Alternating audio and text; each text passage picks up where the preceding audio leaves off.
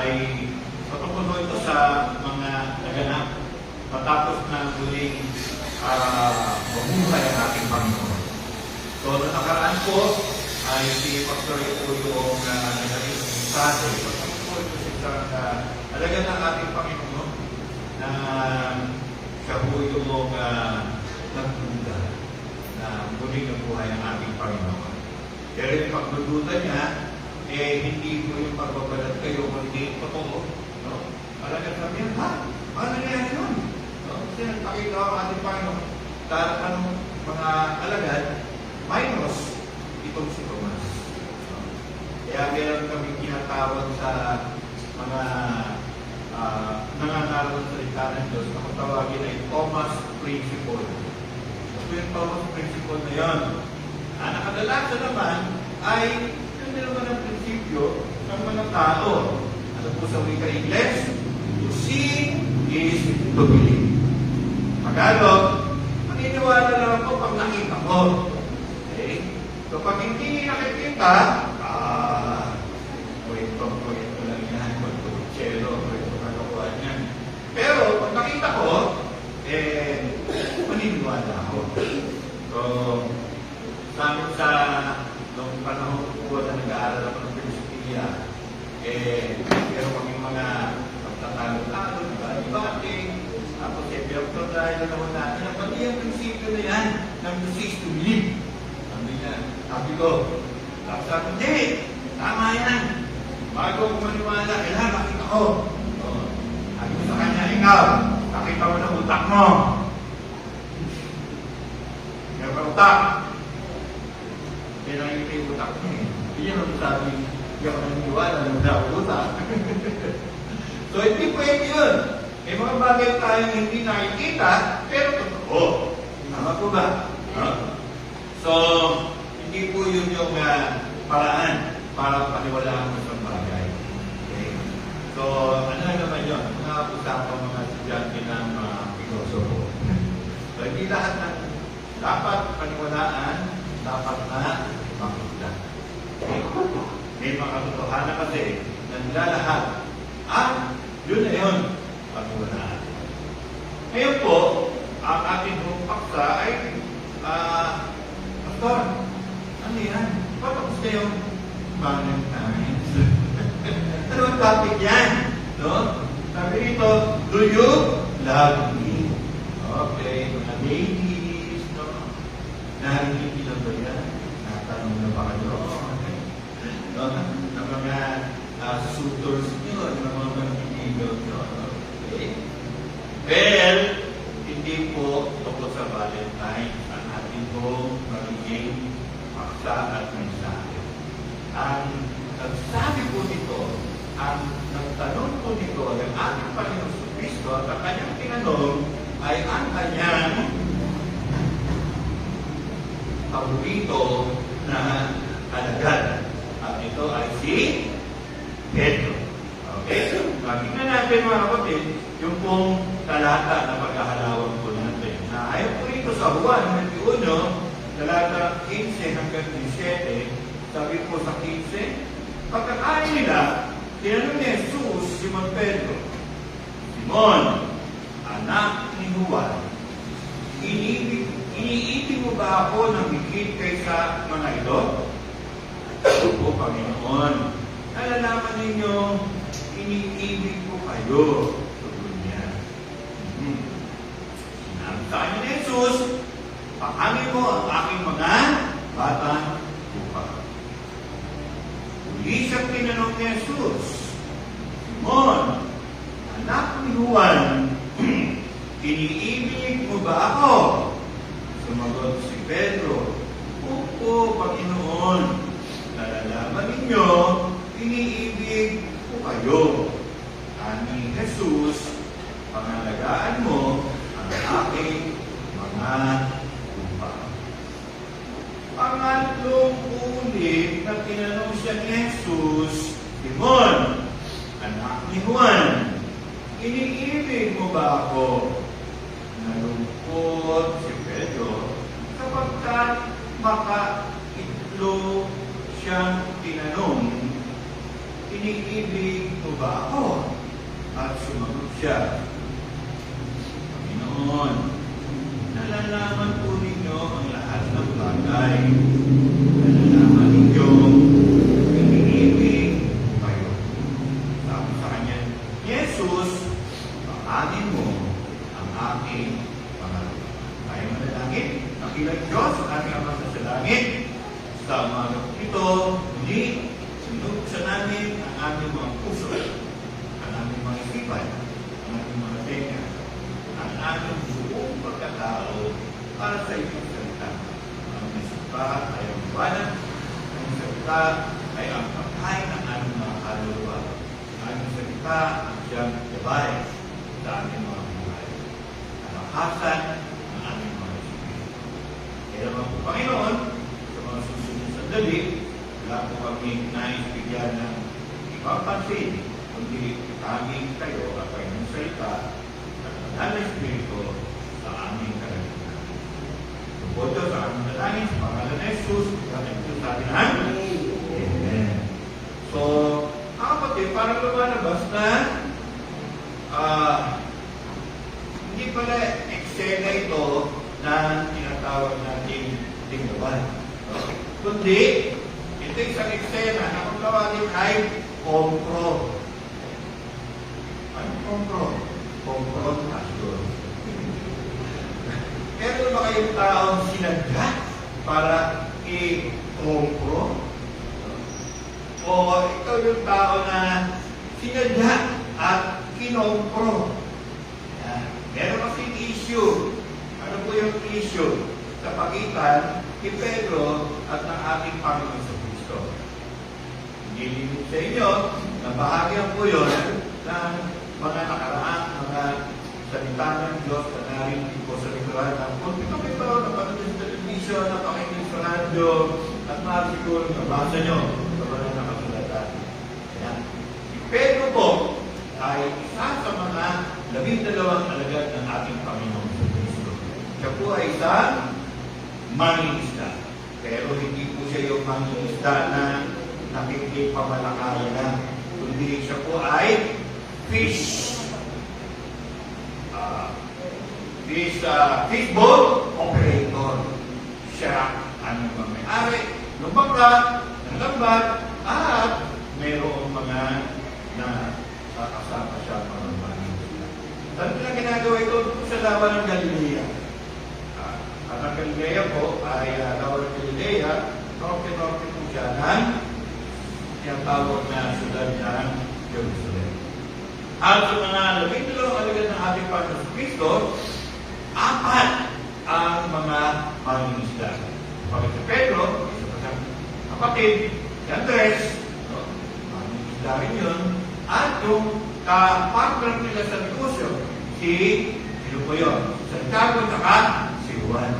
So, doon po sa 12, 4 ang mangingisda, 4 ang veterano sa pangingisda sa lawa ng Galilea. At kung babasahin po natin ang kabuuan ng Juan 21, ang pinakamuling kapitulo ng aklat ng Juan, ay ang tagpo si Pedro at ang kanyang mga kasamahang mangingisda at ilang pang mga alagad, matapos na hindi na nila nakakasama ng permanente ang ating Panginoon sa Kristo, pati pasunod-sunod nagpasya ng balikan yung kanilang dati pinagkakaabalahan, pinagkakakitaan. At sila po ay nangisda sa lawa ng Galilea. Magdamag po sila ng isda. Siyempre, alam nila, ang umaga kasi, dahil dikat ng araw, kung mga isda, mahirap kamilapit. Nagtatago doon sila sa ilalim ng lawa. Kaya, ang mga isda, madaling mahuli, kailan? Paggabi. Dahil sila ko ay medyo umaangat-angat at naghahanap ng pinagala. Dahil sa mo'y doon sila nahuli ng mga mangingisda. Ngunit, ang nangyari, magdamag, wala silang nahuli.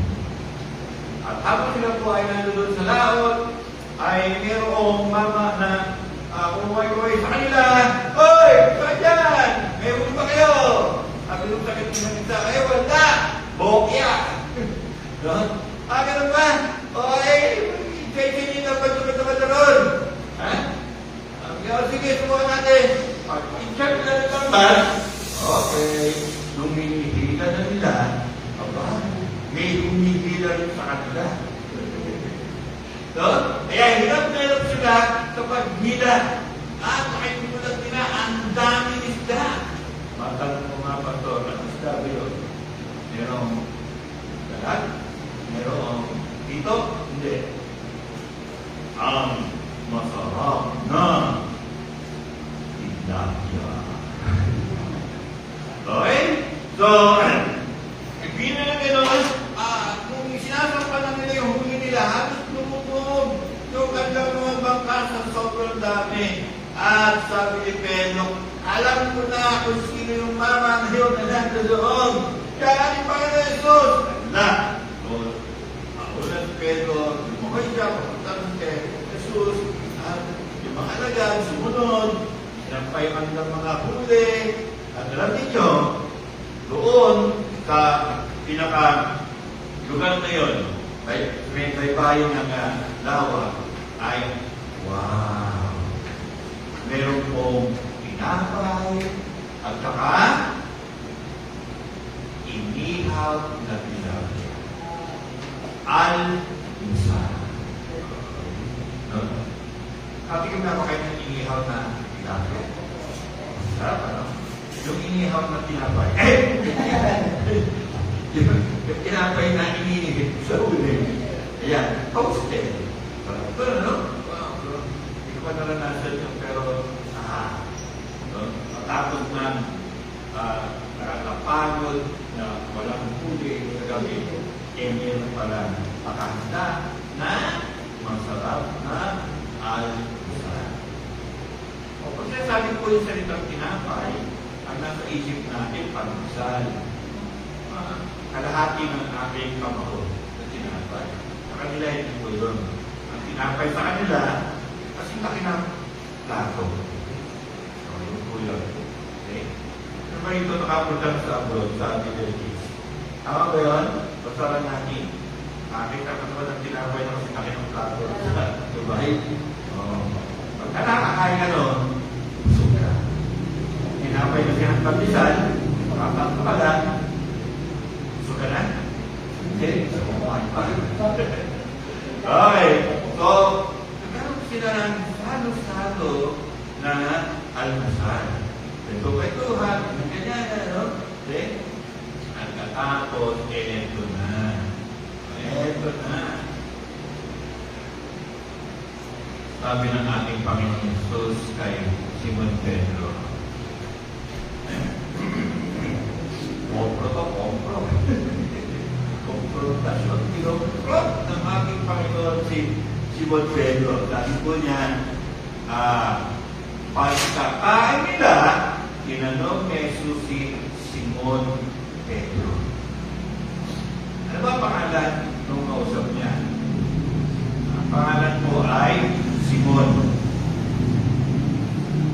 Ito, anak ni Juan. Yun po yung pangalan ni Pedro nung hindi pa sila nagkakatagpo ng ating Panginoon. Pero nung magkita sila, binigyan ng panibagong pangalan ng ating Panginoon itong si Simon na anak. Tinawag niya Pedro, Cephas, na ibig sabihin ay pato. Okay. So, maaaring natatanong natin, sa ating mga ako personal, no? Buhay pa yung aking purposes, dalawa lang ang pangalan na narinig ko sa kanya. Yung pangalan na magaling siya sa akin. At pangalan na okay ako sa kanya. Pagaling siya sa akin, kompleto ang Angelo Gregorio Susalcelo pumunta rito. Buti na lang, nakatext yun. Yan, inarinig ko, iba, no? Kaya pag nakakarinig, kami mga pastor, pag nakakaragdag ng ganong klaseng text, ang tawag doon, power text. Ibig sabihin nun, umuwi ka na. Isan mo. Kaya, nagkukumpag na kami mga pastor na umuwi. Kaya wala. Magbabay pa tayo. Malayo mo na. Hindi, wala mo. Bakit? May power text. Okay? Tapos, pero naman, kapag okay kami, ako sabi ng aking pong mahal na buhay ay,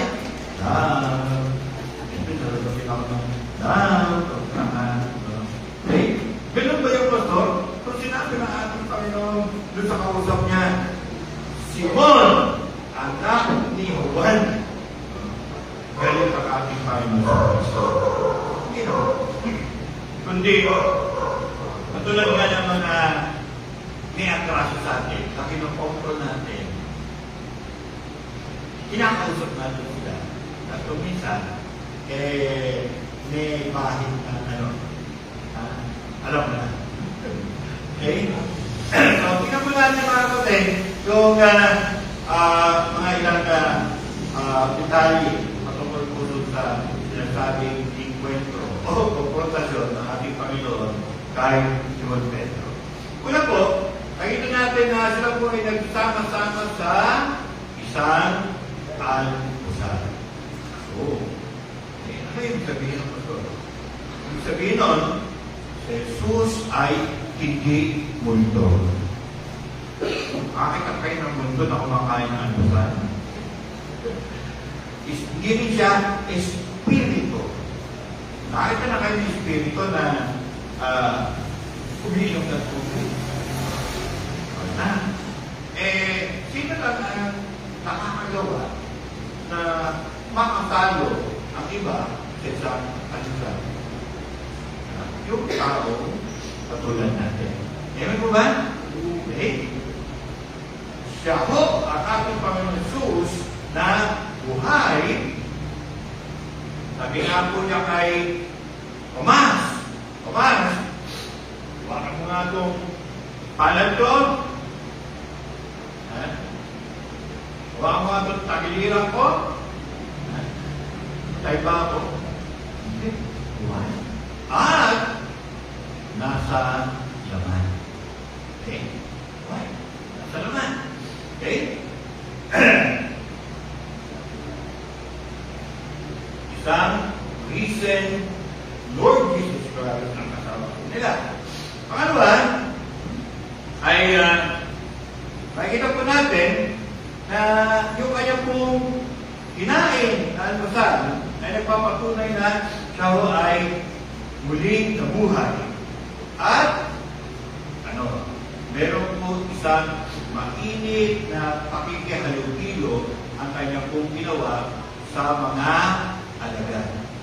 Hindi siya yung isang multo, hindi siya isang espiritu, hindi siya isang apparition, at mga kung ano-ano mga paranormal na event. No? Kundi siya ay isang muling na buhay na Panginoon at nakikihalubilo, mainit ang kanilang mga pagsasama ng mga sandali iyon. Ito ay ng timing. Okay? Ang timing, simple lang po. No? Nagkatapos nilang makapag-almusal, makatapos na yung gutom ay mapawi ng kabusugan, no? Hindi naman nagmamadali ang ating Panginoon Kristo. Pero ganito ang ating Panginoon. Pag meron tayong pangangailangan, hindi naman agad siya dumidiretsa. Merong tinatawag na pasakali. Alam niyo pasakali? Okay? Yung introduction mo. Okay? Na lumalabas dito, no? Parang yung minsan, no? Yung boss natin, kapausapin tayo, mga malumanay, no? Katang magawa tayo. Uy! Baka ba? Okay ba? No? Minsan, yung mga magulang, kausapin pa yung mga anak, no? Pagkatapos tayo, bibitawan na yung pangalan. Anak ha? Kaya busog ka na, kaya tumagap ang pangalan ko. Okay? Pagkatapos na ating Panginoon,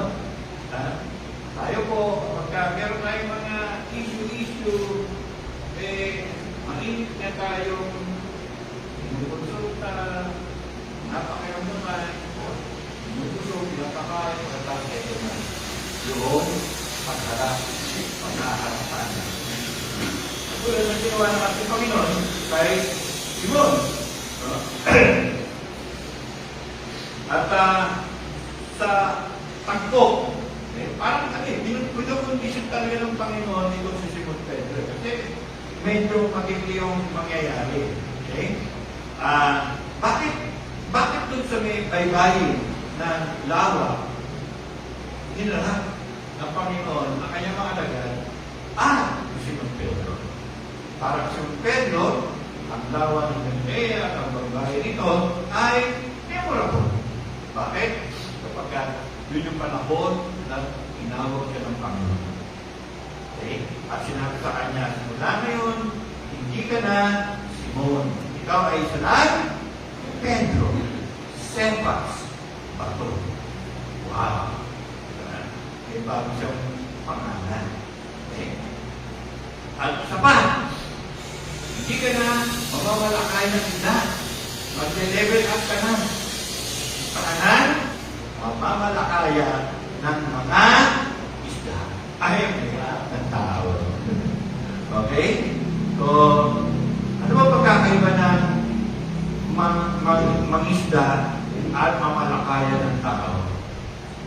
Yung isda, puhulihin mo, no? Buhay, pagsampa, patay. Dahil wala sa tubig. No?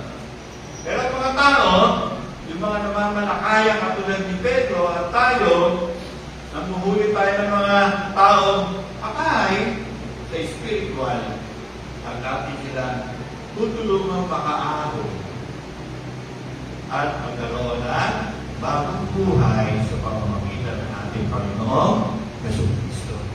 So, yun po yung mga something na naalala ni Pedro nung siya ay nakaharap sa ating Panginoon Jesucristo. Okay? So,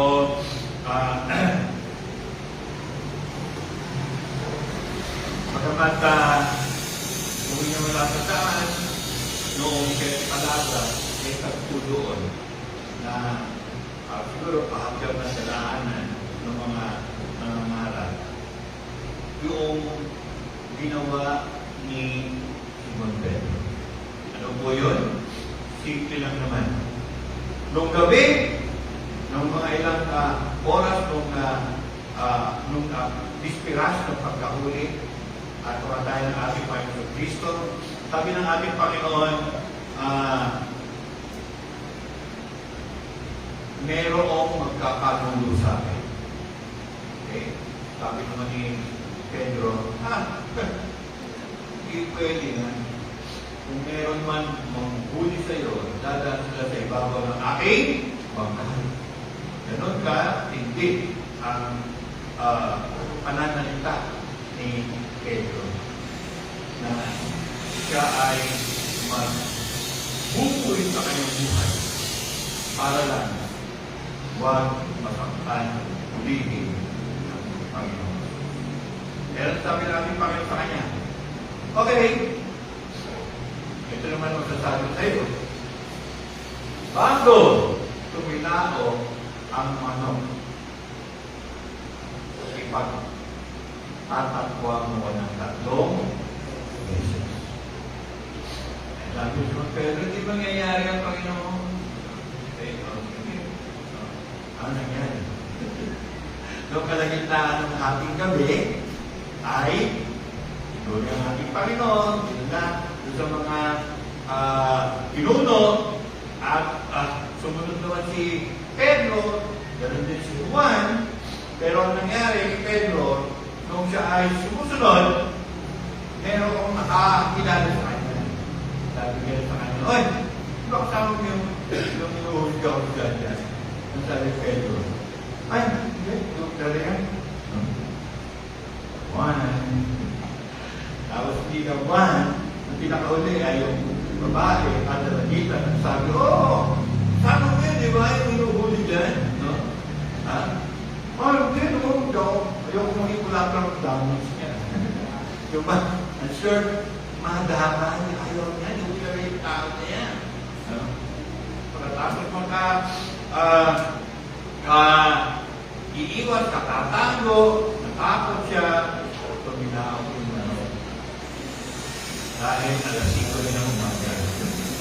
Hindi. Dahil sinabi ng ating Panginoong Pedro ay ginagawa. Okay? Usually, pag sinabi si Pedro, dahil maklo tayo sa pananampalataya, na si Pedro ay may alagang manong. Tama? Okay? Bakit? Kasi yung alagang manok na dito nila ako. Okay? So, si Pedro ay isang magaling sa tabi. May bahagi din at nangyari sa kanyang buhay na siya ay sumenat lang. Kaya naman, kapatid, yung ganun yan. Itong si Pedro, halos katulad lang natin. Sumisemplan sa pananampalataya. Sumisemplan sa paniniwala. Okay? Nagbabakas tayo. No? Nagkakailan. Na, born again ka? Ha? Hindi. Ano ba yun? Sino yun? Di ako yun. Akala ko yun. Okay?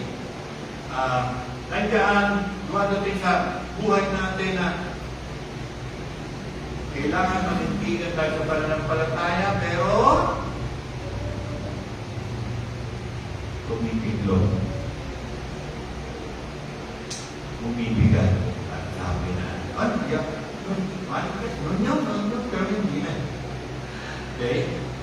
So, tignan natin ang isang tao na nagsabi, ibibigay niya kanyang buhay, huwag lang sabihin at masaktan ng kanyang Panginoon. Pero 3 beses niyan, okay? At dahil po doon, yung ginawa niya yun ay hindi patakot, kundi harapan sa maraming mga tao noong mga sandali niya. So, it is something na public. Nakita, narinig, nasaksihan ng mga taong naroon. No? At ang kinatakot ni Pedro doon ay pag sinabi niya, oo, alagad ako, nung hinuhusgahan na yan, pupuyugin siya, pupupugin siya, at pagkatapos ay isasama na kay Jesus at mahatulan ng pangalaman. So, nakita ni Pedro yun, mukhang hindi akin yun. Okay? Hindi lang ako nakamuna ito. Okay? Pero sabi mo ito, nai-realize ka na, sila ko ito, mag-ipagay sinawa ko ng Jesus. Okay? Pero, ito na ngayong obro. Tinanong ni Jesus Simon Pedro, Simon, anak ni Juan, iniibig mo ba ako? Okay. Bakit hindi din niya rente ng Panginoon? Alam mo, Simon Pedro, ito kasalanan mo. So, ito ang ginawa mo mali. Ito yung ikinasama ng loob ko sa iyo. Ito yung bagay na sinabi ko pero hindi ka nag-ingat, kaya ayan, pinahiya mo ko, ikinahiya mo ko sa harapan ng maraming mga tao. Hindi ganun ang dialogue ng ating Panginoon. Ang dialogue ng ating Panginoon na ito, Simon Pedro, iniibig mo ba ako? Okay. Meaning to say, yung ginawa ni Simon Pedro ay isang bagay na nagpatunay na nawala ang kanyang pag-ibig sa ating Panginoong Jesus. So in short, anong nasa ilalim ng ating mga kasalanan? Ang pagkawala ng pagmamahal natin sa Panginoon. Ewan po ba? Bakit tayo nakakapagtura? Bakit tayo nakakapagtoko? Kabila ng kakilala tayo sa Panginoon? Bakit tayo nakakagawa ng ganito? Bakit tayo nananakit? Basta, kung lahat ng mga kasalanan ito ang pinakapundasyon niya ay, napagili ang ating pagmamahal sa ating Panginoon. Kaya mo ba? Okay? Iniibig mo ba ako? Okay? Tapos ito pa, no? Iniibig mo ba ako kaysa sa mga ito? Yung tinutukoy ng ating Panginoon dito ay hindi siya diyan. Pwede ang tinutukoy ng ating Panginoon dito ay yung naging almusal nila. Ako minsan, ang pag-ibig natin sa Panginoon, pinagpapalit natin sa almusal. Kaya, yun ang sinasabi ng Panginoon, dito ba, ito, pagkain natin, ito mga bagay na ito, mga physical ng bagay na ito, kailangan naman natin. Pero ang tanong ay, yung pagmamahal natin, ikaw, Pedro, yung pagmamahal mo ba ay hindi Panginoon? Pagmamahal mo sa akin ay hindi Panginoon. Okay? Pangalawa, pwede rin na ang ibig sabihin yan ay dahil sa kasama ni Pedro, yung tropa, maaaring tinutukoy ng ating Panginoon na kaysa mga ito ay yung mga kasama niya, yung mga kaibigan niya. Ako minsan, oo naman, nasa ating buhay Kristiyano, sa ating pakikisama, sa ating pakihalilo, pakikipag-fellowship ng mga kapwa natin, mananampalataya, lumapit sa punto na okay naman yun. Kaya lang, minsan, mas lipat. Sa pagmamahal natin, ha? Ganun mo ba? So, yun po yung yun po yung mga pananalita ng ating Panginoon. Pinagkaila, Simon Pedro, ang ating Panginoon. Ilang beses, sa harapan ng maraming mga tao. At ngayon, nasa harapan na siya ng ating Panginoon. Kailangan na maayos yun. Kaya, 3 beses din na tinanong siya ng ating Panginoon. 3, pagpatakwa niya, 3 tanong ang binigay ng ating Panginoon. Pedro, mahal mo ba ako? Kaysa mo. Ngayon, Pedro meron mga konti pang kalban. Nung sinabi ng ating Panginoon yung salitang pag-ibig, doon po sa original na wika, Grego, yung salitang pag-ibig dito ay agape o agape. Na ang ibig sabihin ay sacrificial love. Okay. Yung pagmamahal na nag-ahandog ka ng iyong buhay sa minamahal mo. Na ginawa ng ating Panginoon Diyos. Na ginawa ng ating Panginoon Kristo. Ganun ang pagmamahal ng Diyos sa atin.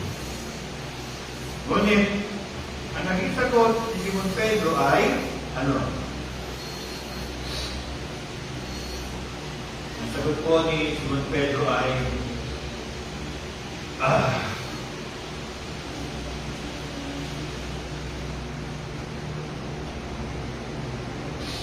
iniibig kita, Panginoon. Yun naman pala.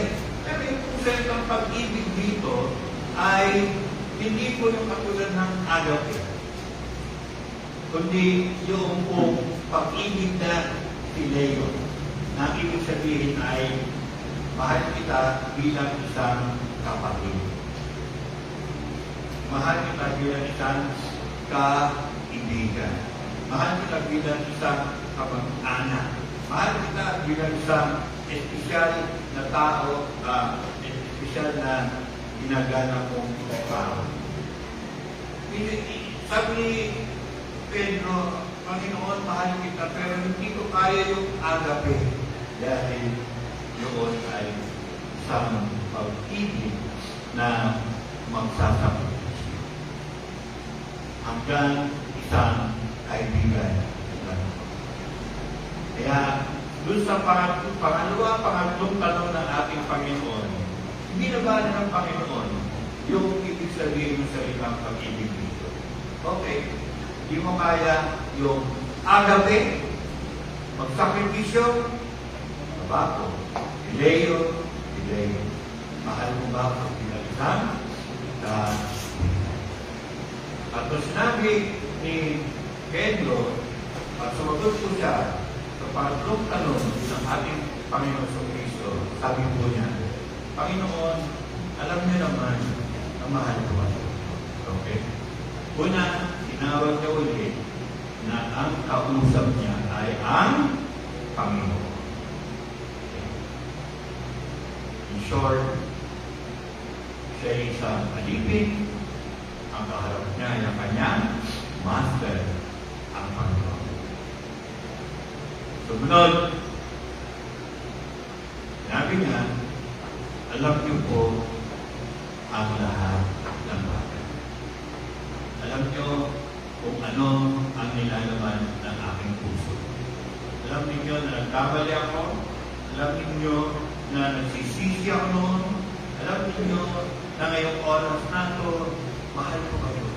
Hindi ko nga lang kaya mahalin kayo ng agape, pero kaya ko kayo mahalin bilang isang Leo, isang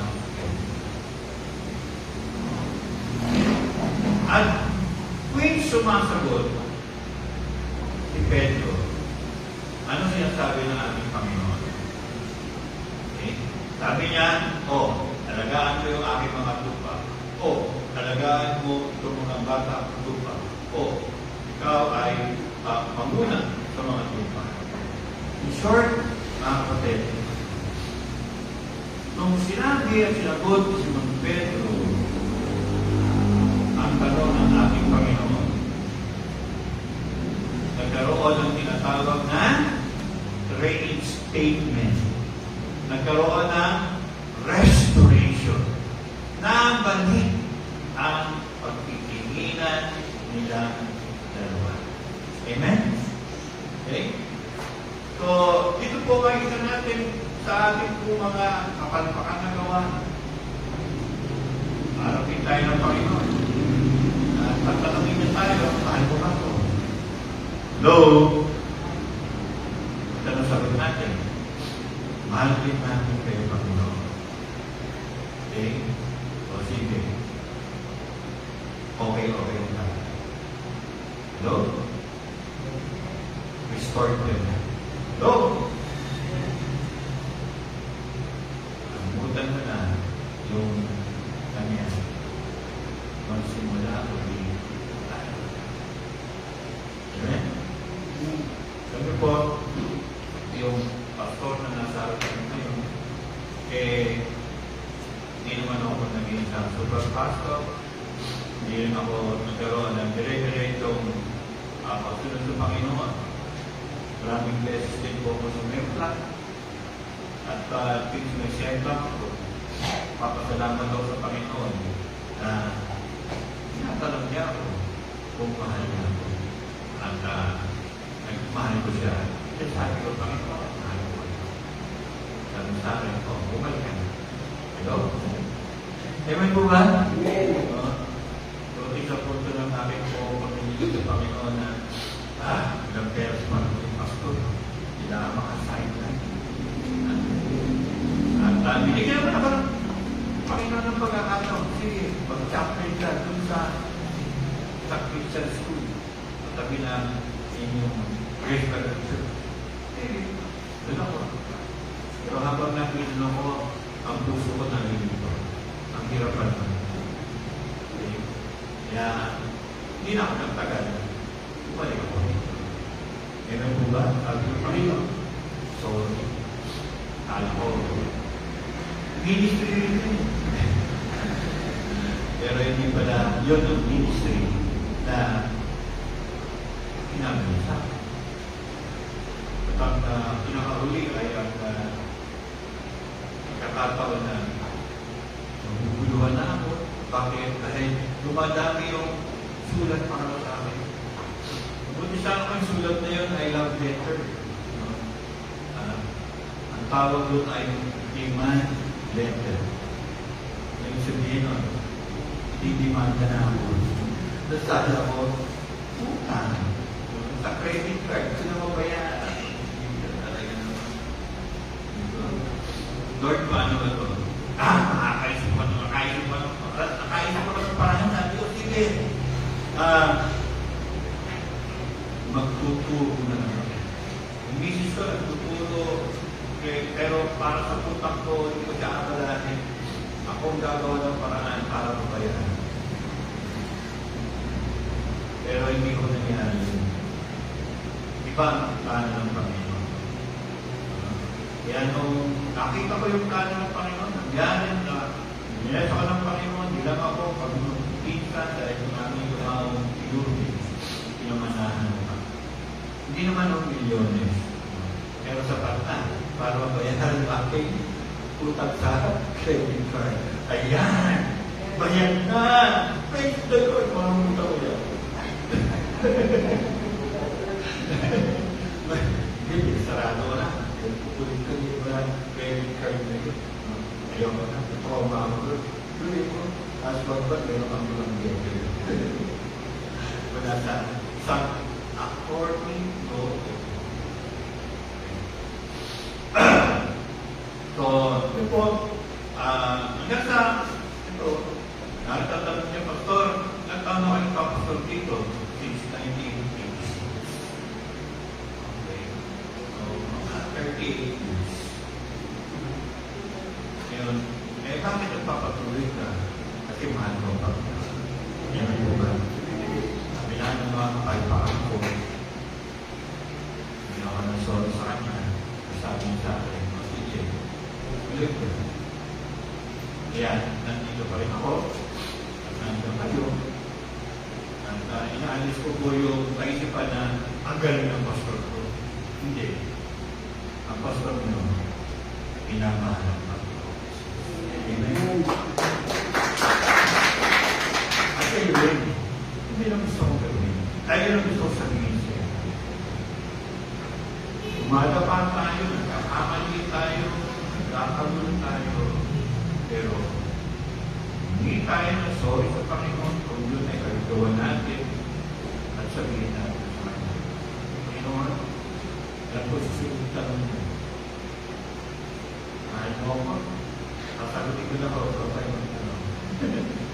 Mahal ko po kayo at ano po ang anumang inuputos ninyo, lalo na kung ito'y tungkol sa gawain. Susunod po. Amen po ba? Tayo po na namin.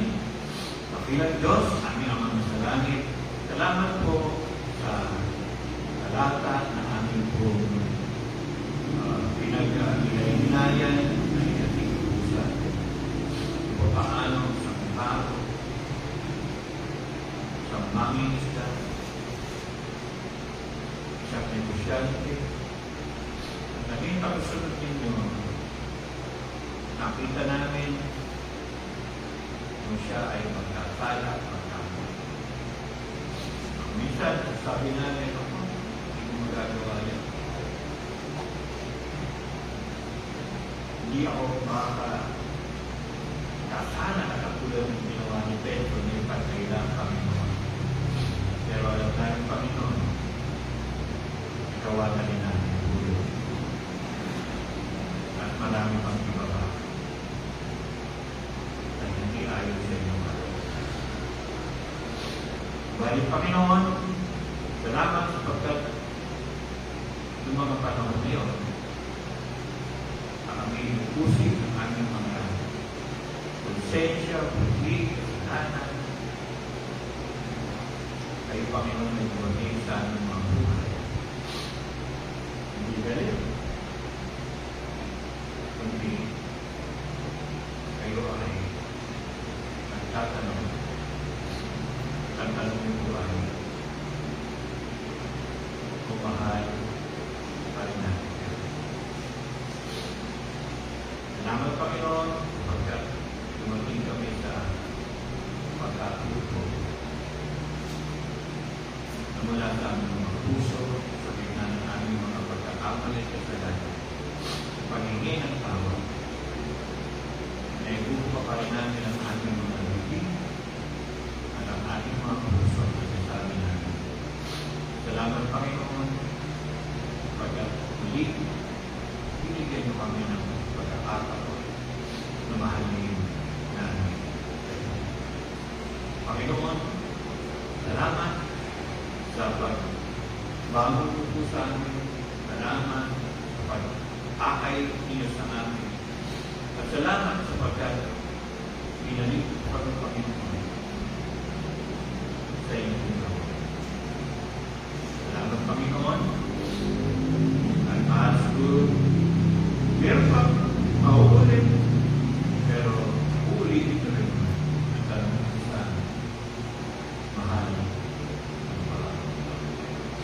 Lord, dahil po kami sa ilalim ng inyong gawain, dahil po ang mga hindi ng munisip na nagsasabi. Panginoon, yung tanong na yun, ang sagot namin ay, yes, mahal namin kayo, Panginoon. Handa kami gawin ang inyong nais para sa bayan, para sa mga kapakiran, maging sa mga hindi pa nakakilala. Maraming salamat po, Diyos. Kung ang dalangin, pangalan ni Jesus, pagdating. Amen.